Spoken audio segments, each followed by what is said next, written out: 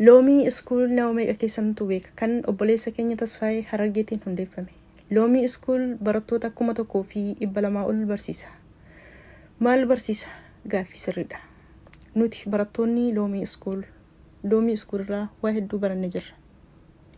Fakkeenyaaf ani akka kootti dur loogoo hojjechuu hin beeku. Loogoo mataa kiyyaa fi baanarii mataa kiyyaa hojjetadhee akkasumas Facebookii fi TikTokii lookeshinii jijjiiradhee akkamittiin akka maallaqa hojjechuu danda'u baradheen jira.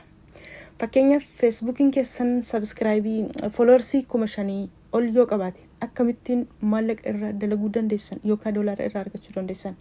Akkuma kanas TikTokii keessan lookeshinii jijjiirratanii akkamitti view fi laayikiitiin akkasuma laayivii seentanii akka maallaqa hojjechuu dandeessan.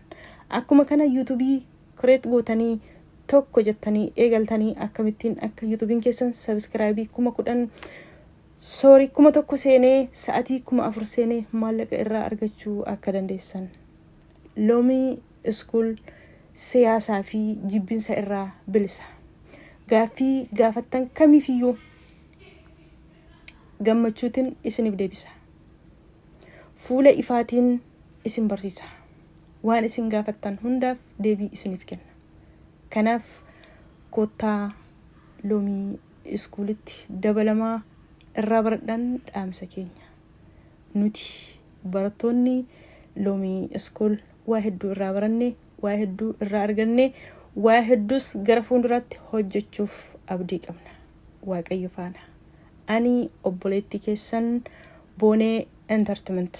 Maqaan YouTube kootii Boonee Entertainment jedha. Deemtanii ilaaluu daawwachuun ni dandeessan. Akkasuma Facebookiin kiyya Dumbushee Haadha Jaalalaa jedha. Galatooma.